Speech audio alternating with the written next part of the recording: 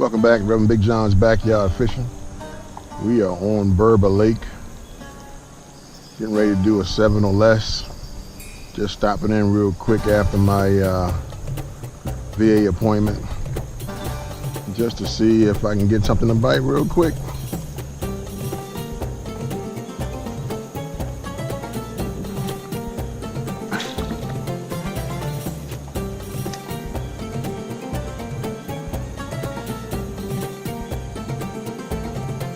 Throwing the Whopper Plopper 90 series.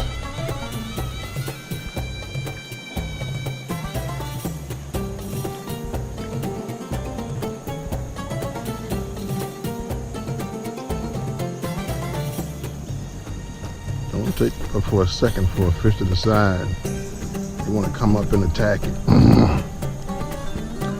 Still a lot of gook down here. Been down here before, and I'm always dealing with the gook. But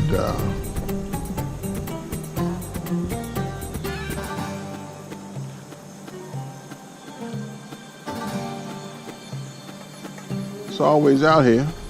But you know, had a mental health appointment just to go and talk about some issues as it relates to my pain and me getting stuff done. I always encourage folks to get out there and to talk about their issues, what's going on. I don't prescribe you drugs and medicines and things of that nature, but communication is good. Talking stuff out and figuring out, you know, why you feel the way you feel and why you do what you do. My same thing as a pastor. You know, my job is to help people to work through their situations. Well, who helps the pastor to work through the situations, right? So never be ashamed of whatever you're going through. Talk it out. A lot of times you realize that it's not as big as you think it is, but when you don't talk it out and when you keep it bottled in, you create more heartache than you create joy. You know, and you can't sustain heartache. You can't sustain trouble. You can't sustain pain. And the biggest issue behind some of my depression is my disabilities, you know, not being able to do what I used to be able to do.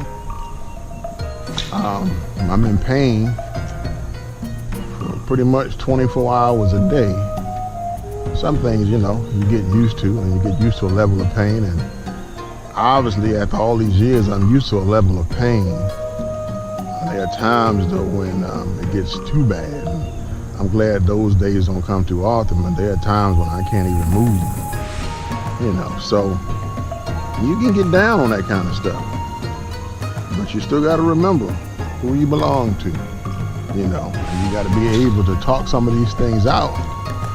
If not, you're going to let that depression overtake you. You're going to be on all kind of meds. You're going to be on all kind of meds and drugs, and none of those things are designed to help you. I mean, all they do is mask the pain. Even with my, pain meds for when I have, muscle problems and stuff, it don't fix the issue, it just masks them. I mean, I was taking tramadol, and I took when I couldn't move, they gave me a shot of ibuprofen, and I was taking tramadol. And tramadol is an opioid, something that you can get addicted to if you're not careful. And so I only took it for a week, but that week was pretty good. I mean, I didn't have no pain. And you gotta understand, I've been having pain now for over 20-something years. So for me to be able to not have no pain, I can understand how folks can get addicted to stuff. The problem is that's just not the answer. And so after that week, I came off of it, and you deal with the pain as the pain comes, but you just gotta realize that's not the answer, that's not the solution. So we work on those things. So always remember to work on yourself. Don't think you an island unto yourself that you can handle this situation by yourself, because if you can handle it by yourself, you be God.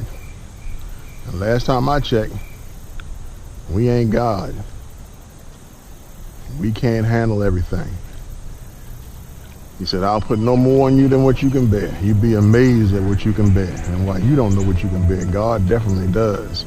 So we can't cave in. We just got to figure out how to better our situation or to minimize our situation. And that's what I've learned to do. And so coming to talk to my psychologist or psychiatrist or mental health expert, whatever the case may be, it's just a matter of talking and just getting the conversation out.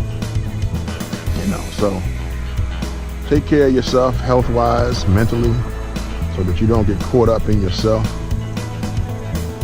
and let depression run your life. I don't let it run my life because I understand where it comes from. And I understand where it comes from. I know better how to handle it when times get down.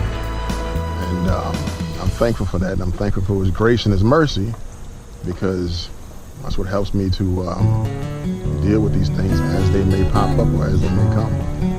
So, Reverend Big John, always remember, keep the Lord first, keep your lines tight. God bless, and I'll see you next time on